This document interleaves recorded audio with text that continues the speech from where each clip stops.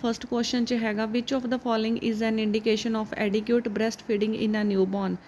ਇਹਦੇ ਵਿੱਚ ਕੀ ਇੰਡੀਕੇਸ਼ਨ ਐਡੀਕਿਊਟ ਹੋ ਸਕਦੀ ਹੈ ਬ੍ਰੈਸਟ ਫੀਡਿੰਗ ਦੇ ਲਈ ਨਿਊਬੋਰਨ ਹੈ ਇੱਕ ਉਹਨੂੰ ਕੀ ਆਪਾਂ ਨੂੰ ਲੱਗਦਾ ਵੀ ਸਹੀ ਹੋ ਸਕਦਾ ਵੀ ਬ੍ਰੈਸਟ ਫੀਡਿੰਗ ਪ੍ਰੋਪਰ ਇੱਕ ਨਿਊਬੋਰਨ ਨੂੰ ਜਾ ਰਹੀ ਆ।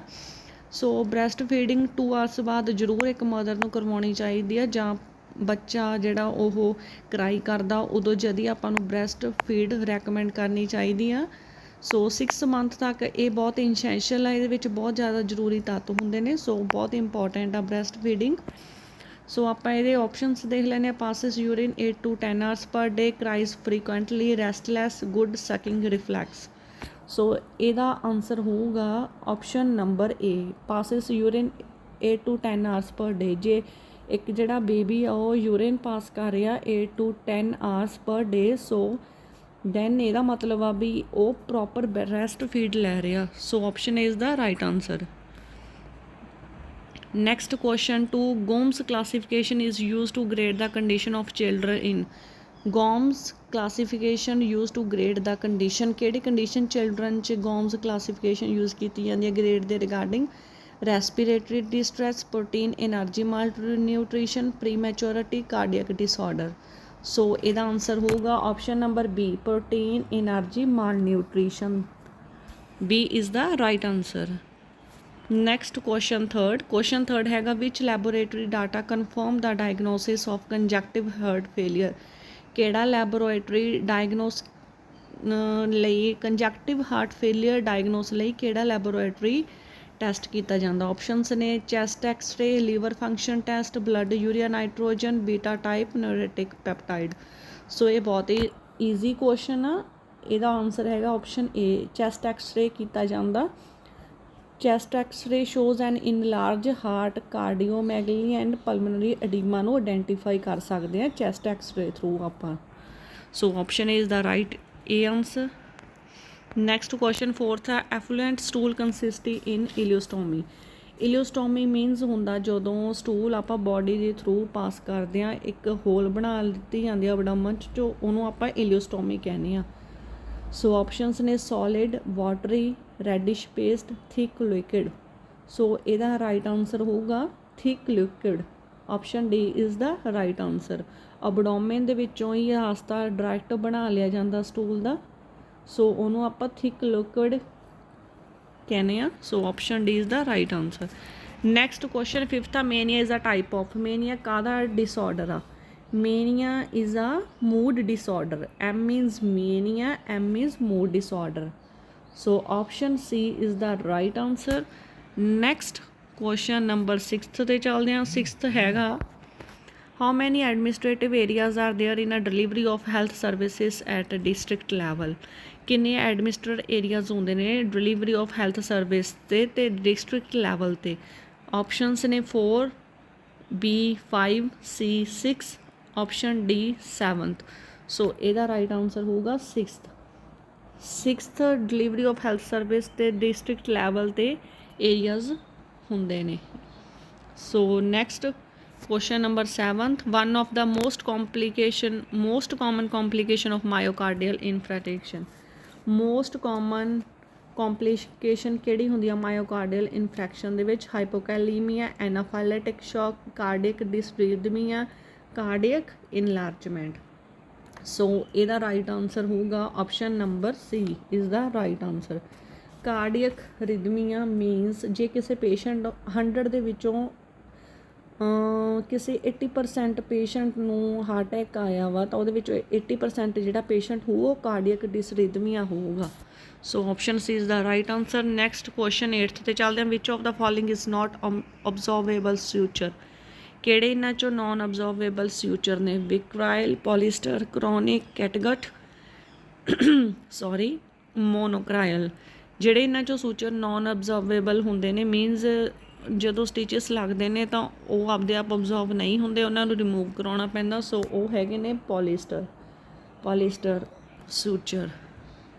Next question 9th which of the following vaccination is recently recommend for adolescent girls. ਕਿਹੜੀਆਂ ਵੈਕਸੀਨੇਸ਼ਨਸ ਰੈਕਮੈਂਡ ਕੀਤੀਆਂ ਜਾਂਦੀਆਂ ਨੇ ਅਡੋਲੈਸੈਂਟ ਗਰਲਸ ਨੂੰ? Tetanus, toxoid, rubella vaccine, penta vaccine, MMR vaccine. So ਇਹਦਾ ਰਾਈਟ ਆਨਸਰ ਹੈਗਾ ਰੂਬੀਲਾ ਵੈਕਸੀਨ। ਇਹ 9 to 19 ਈਅਰਸ ਦੀਆਂ girls ਨੂੰ ਵੈਕਸੀਨਸ ਰੈਕਮੈਂਡ ਕੀਤੀ ਜਾਂਦੀ ਹੈ। ਜਰਮਨੀ ਮੀਜ਼ਲਸ ਵੀ ਕਿਹਾ ਜਾਂਦਾ, ਇੱਕ ਵਾਇਰਲ ਇਨਫੈਕਸ਼ਨ ਹੁੰਦਾ ਜਿਹੜਾ ਕਿ ਇੱਕ ਦੂਜੇ ਤੋਂ ਛੇਤੀ ਫੈਲਦਾ, ਅਤੇ ਇਹਦੇ ਸਾਈਨ ਐਂਡ ਸਿੰਪਟਮ ਫੀਵਰ ਹੋ ਜਾਂਦਾ, ਰੈੱਡ ਆਈਜ਼ ਹੋ ਜਾਂਦੀਆਂ ਨੇ, ਸਕਿਨ ਰੈਸ਼ਿਜ਼ ਹੋ ਜਾਂਦਾ, ਹੈਡੇਕ ਹੋ ਜਾਂਦਾ, ਰਨਿੰਗ ਨੋਜ਼ ਹੋ ਜਾਂਦਾ, ਇਹ ਸਿੰਪਟਮਸ ਨੇ। So rubella vaccine right answer. Next question 10th, both death and birth are to be register within. ਜਦੋਂ ਕਿਸੇ ਦੀ ਡੈਥ ਐਂਡ ਬਰਥ ਹੁੰਦਾ ਤਾਂ ਉਹ ਜਿਹੜਾ ਸਰਟੀਫਿਕੇਟ ਹੁੰਦਾ ਕਦੋਂ ਤੱਕ ਰਜਿਸਟ੍ਰੇਸ਼ਨ ਕਿੰਨੇ ਚਿਰ 'ਚ ਆ ਜਾਂਦਾ? 1 month, 1 year, 45 days, 21 days। ਸੋ ਇਹਦਾ ਰਾਈਟ ਆਨਸਰ ਹੈਗਾ 21 days। ਬਹੁਤ ਇੰਪੋਰਟੈਂਟ ਕੁਐਸਚਨ ਹੈ ਇਹ।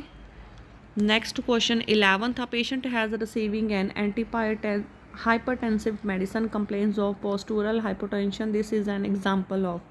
ਪੇਸ਼ੈਂਟ ਹੈ ਐਂਟੀ ਹਾਈਪਰਟੈਂਸਿਵ ਮੈਡੀਸਨਸ ਆ ਅਤੇ ਕੰਪਲੇਨ ਕਰ ਰਿਹਾ ਪੋਸਟੂਰਲ ਹਾਈਪੋਟੈਂਸ਼ਨ। ਸੋ ਇਹਦਾ ਕੀ ਇਫੈਕਟ ਹੋਊਗਾ? A side effect, toxic effect, an allergic effect, an idiosyncratic. So ਇਹਦਾ ਅ ਸਾਈਡ ਇਫੈਕਟ ਹੋਊਗਾ। ਐਂਟੀ ਹਾਈਪਰਟੈਂਸਿਵ ਮੈਡੀਸਨਸ ਹੋ ਰਹੀਆਂ ਨੇ ਅਤੇ ਉਹ ਕੰਪਲੇਂਟ ਕਰ ਰਿਹਾ ਪੋਸਟੂਰਲ ਹਾਈਪੋਟੈਂਸ਼ਨ ਦੀ। So a side effect is the right answer. Next question 12, the golden color of amniotic fluid indicates which condition? Amniotic fluid means ਜਿਹੜਾ ਜਦੋਂ ਮਦਰ ਦੀ ਵੂਮ 'ਚ ਇੱਕ ਬੇਬੀ ਹੁੰਦਾ ਉਹ ਉਹਦੇ ਆਲੇ ਦੁਆਲੇ ਜਿਹੜੀ ਕਵਰਿੰਗ ਹੋਈ ਹੁੰਦੀ ਆ ਉਹ amniotic fluid ਹੁੰਦਾ ਵਾ। ਸੋ ਉਹਦੇ ਆਪਸ਼ਨਸ ਨੇ fetal distress, post maturity, RH incompatibility, intrauterine device। ਸੋ ਇਹਦਾ ਰਾਈਟ ਆਨਸਰ ਹੋਊਗਾ option C, RH incompatibility। Next question number 13 ਹੈਗਾ the number of doses of vitamin A syrup as 5 years old child doses receive। ਕਿੰਨੀਆਂ ਡੋਜ਼ਿਸ vitamin A ਦੀਆਂ 5 year old child ਨੂੰ receive ਕਰਨੀਆਂ ਚਾਹੀਦੀਆਂ ਨੇ? ਸੋ ਬਹੁਤ ਜ਼ਿਆਦਾ ਇੰਪੋਰਟੈਂਟ ਕੁਐਸਚਨ ਹੈ ਇਹ।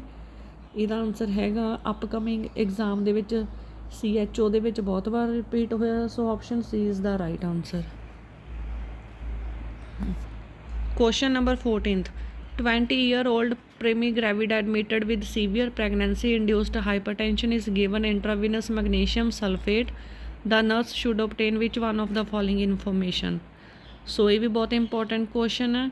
20-year-old preemie gravid ਹੋਈ ਆ, admitted severe pregnancy ਆ, ਹਾਈਪਰਟੈਂਸ਼ਨ ਦੇ ਰਿਗਾਰਡ ਇੰਟਰਾਵੇਨਸ ਮੈਗਨੀਸ਼ੀਅਮ ਸਲਫੇਟ ਦਿੱਤਾ ਹੋਇਆ ਤਾਂ ਨਰਸ ਓਬਟੇਨ ਕੀ ਕਰੂਗੀ? ਕਿਹੜੀ ਇਨਫੋਰਮੇਸ਼ਨ ਓਬਟੇਨ ਕਰੂਗੀ? ਇਹਨਾਂ ਵਿੱਚੋਂ urine output every 8 hour, deep tendon reflexes, respiratory rates, assess BP every 6 hour। So ਇਹਦਾ ਰਾਈਟ ਆਨਸਰ ਹੈਗਾ option number C, respiratory rate assess ਕਰੂਗੀ ਇਹਦੇ ਵਿੱਚ ਇੱਕ nurse. Next question number 15, which of the following symptom is negative symptom of schizophrenia. ਕਿਹੜਾ symptom ਨੇ ਇਹਨਾਂ ਵਿੱਚੋਂ ਨੈਗੇਟਿਵ ਸਿਮਟਮ ਆ ਸਕਿਜ਼ੋਫਰੇਨੀਆ ਦਾ? Anhedonia, delusion, hallucination, clang association. So again ਬਹੁਤ ਕੁਐਸਚਨ ਐਗਜ਼ਾਮ ਦੇ ਵਿੱਚ ਆਇਆ। ਇਹਦਾ ਰਾਈਟ ਆਨਸਰ ਹੈਗਾ question the 15th the A, ਐਨੀਹੇਡੋਨੀਆ is the symptom of negative symptom of schizophrenia। Next question last, the laboratory test which contain diagnosis of myocardial infarction। ਕਿਹੜਾ laboratory test myocardial infarction ਨੂੰ diagnose ਕਰਨ ਲਈ ਕਰਾਇਆ ਜਾਂਦਾ? Serum calcium, APPT, sedimentation rate APT, LDH, CK, M B troponin ਅਤੇ blood urea nitrogen. ਸੋ ਇਹਦੇ ਵਿੱਚ ਜਿਹੜਾ ਟੈਸਟ ਕਰਵਾਇਆ ਜਾਂਦਾ ਇਹ ਹੁੰਦਾ LDH, CK, M B troponin. So C is the right answer. So ਇਹ ਅੱਜ ਦੀ ਆਪਾਂ ਵੀਡੀਓ ਕੀਤੀ ਆ। ਇੱਕ ਆਪਾਂ ਵੀਡੀਓ ਅੱਜ ਹੀ ਇੱਕ ਹੋਰ ਵੀਡੀਓ ਤਿਆਰ ਕਰਾਂਗੇ MCQs, ਉਹ ਵੀ ਤੁਸੀਂ ਦੇਖ ਲਿਓ। ਸੋ ਆਈ ਹੋਪ ਤੁਹਾਨੂੰ ਸਾਰਿਆਂ ਨੂੰ ਇਹ ਵੀਡੀਓ ਪਸੰਦ ਆਈਆਂ ਹੋਣਗੀਆਂ। So okay, take care, bye bye.